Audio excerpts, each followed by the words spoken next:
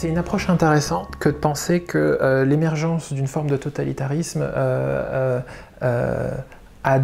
aura à terme une dimension positive.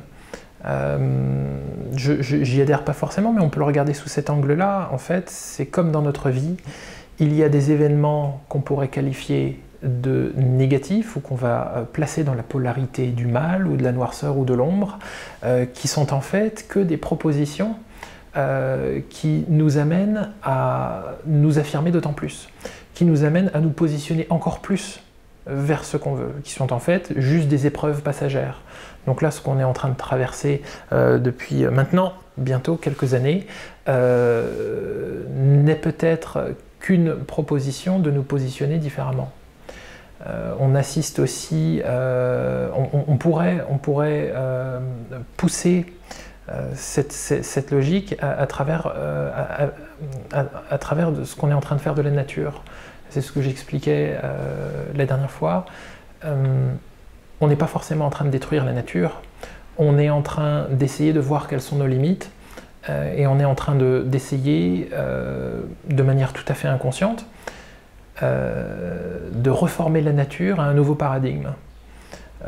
Ce qui ne veut pas dire, je ne veux absolument pas dire que ce qu'on est en train de faire est positif. Je dis juste que ce qu'on est en train de faire donne une direction aux événements qui trouveront leur sens plus tard. En fait, chaque événement, on a tendance à lui accorder une polarité. Et on ne peut absolument pas... en fait, c'est très humain que de dire ça c'est bien, ça c'est mal. En fait, probablement que chaque événement a sa raison d'être dans un plan qui, on pourrait éventuellement le penser, est parfait, est déjà écrit.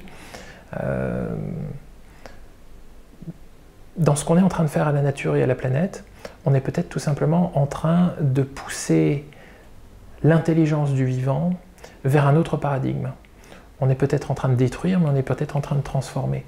Ce qui peut nous amener ici à la question du transhumanisme.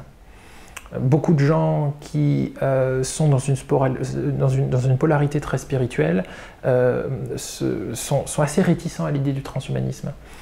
En fait, si on arrive à rentrer en contact avec le fait que nous sommes la nature, et nous ne sommes pas séparés de la nature, mais nous sommes un produit de l'intelligence du vivant. Quand on pense à la nature, on pense aux arbres, on pense aux animaux, on pense aux biotopes, et puis on s'extrait volontiers de cet univers-là, alors que nous n'en sommes en fait qu'un produit. Une question intéressante, c'est « et si nous étions un outil qui est en train de faire exactement ce que la nature souhaite ?» Si nous étions l'outil qui est nécessaire à une transformation que la nature elle-même telle qu'on l'imagine, c'est-à-dire plus primaire que nous, n'est pas en mesure de faire sans nous. Et si nous étions partie intégrante de la nature, et ce que nous sommes en train de faire est quelque chose de savamment orchestré par l'intelligence du vivant. Et l'intelligence du vivant, elle n'est pas différente dans un arbre qu'en nous. Il est une possibilité que si la nature était habitée par une forme d'intentionnalité qu'on pourrait appeler conscience universelle ou intelligence du vivant, eh bien, on est en train de faire exactement ce dont elle a besoin pour accomplir cette intentionnalité. Et peut-être que le seul but du vivant et le seul but de la nature, c'est de se répandre au-delà de cette sphère terrestre, de cette petite boule bleue. Et c'est ce qu'on est en train de faire, et le transhumanisme, en fait, n'est qu'une voie, n'est qu'un outil pour favoriser cette expansion de la nature, puisqu'en fait, nous sommes la nature. On associe souvent le transhumanisme à la perte d'une forme d'humanité. Alors à quoi ça va ressembler le transhumanisme?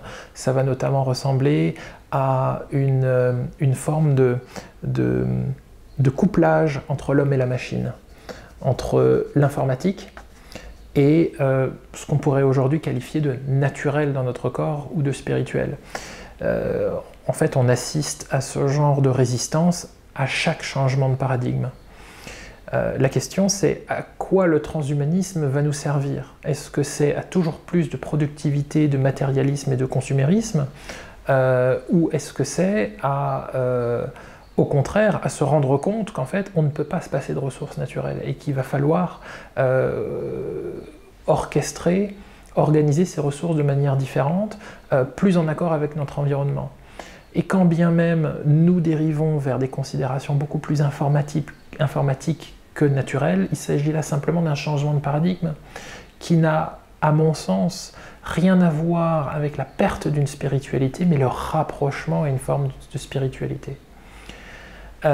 Puisque l'informatique, parce qu'on maintenant on utilise ce mot-là pour, encore une fois, c'est un mot pour essayer de qualifier et de définir une approche de la réalité différente, qui est plus artificielle. Mais à la base, c'est de la circulation d'informations. La nature n'est rien d'autre qu'une circulation d'informations. Un arbre se développe selon quelque chose qu'on pourrait percevoir comme un algorithme. Et en fait, on est en train de rien faire d'autre que de recréer la nature 2.0. Et ça n'implique pas forcément de détruire celle dont on est issu. En fait, ce n'est juste que le produit du développement d'une intelligence. Il y a un concept qui est vraiment développé beaucoup mieux que je le ferais par les futurologues, c'est le concept de singularité.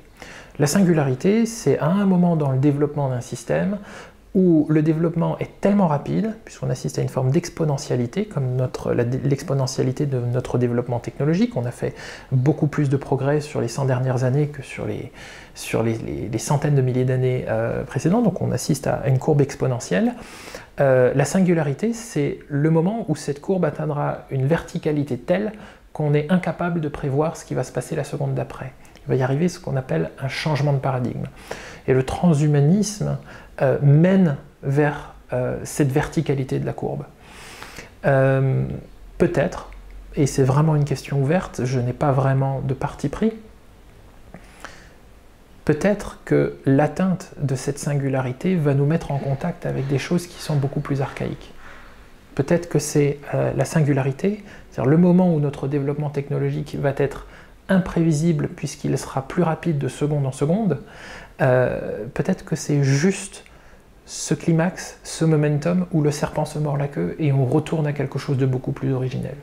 On voit dans les traditions, dans les ésotérismes de toutes les religions originelles, et dans le discours de certaines personnes qui ont accès à d'autres réalités, on voit la nature ascensionnelle et circulaire de l'univers.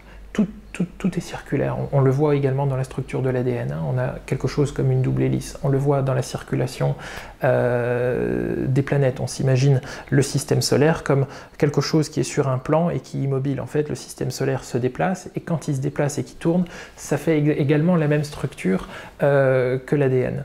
Et en fait, nos expériences de vie, c'est la même chose. On n'est pas en train de faire ça, nous, dans nos vies individuelles. En fait, on est en train de faire ça. Ça veut dire quoi? Ça veut dire que je fais le tour d'un problème et finalement, je vais encore revivre le même problème, mais juste à un niveau de conscience supérieur. Et encore une fois, et on est constamment dans une évolution qui est un peu circulaire, puisqu'on tourne autour des mêmes choses. Et donc la question, c'est est-ce que le transhumanisme, est-ce que cette approche un petit peu à la tonalité un petit peu sombre, est-ce que ça n'est pas est-ce que cette singularité vers laquelle nous allons tendre, vers laquelle nous tendons de manière irrémédiable, est-ce que ça n'est pas du même ordre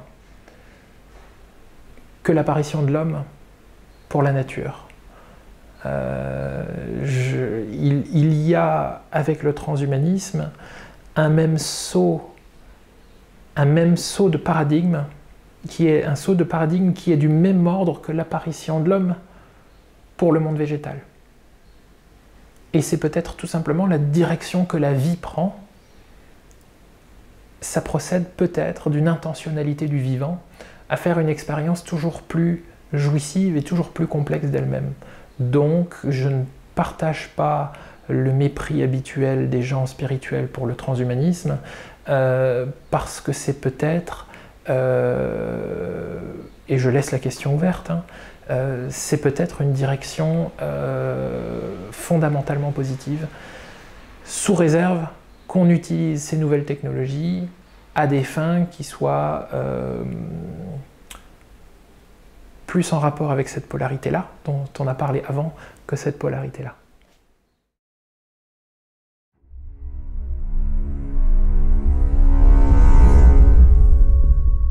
Si tu as aimé cette vidéo, clique sur le pouce levé. Si tu apprécies le contenu de cette chaîne, abonne-toi.